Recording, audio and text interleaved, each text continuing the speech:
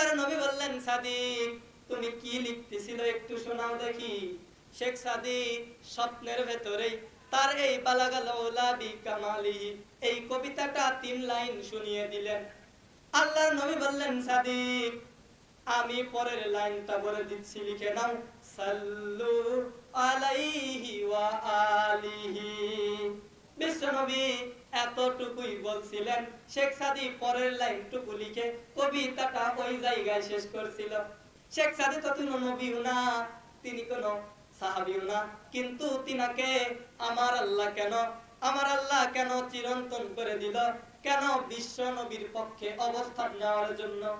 বিশ্ব নবীর পক্ষে যদি কেউ অবস্থান নেয়, তার কি পরিণত হয়, তার কি অবস্থা হয়?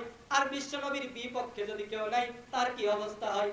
আপনি পক্ষে নিলে ভালোর দিকে যাবেন, আর বিপক্ষে নিলে আপনার অবস্থা করুণ হয়ে যাবে।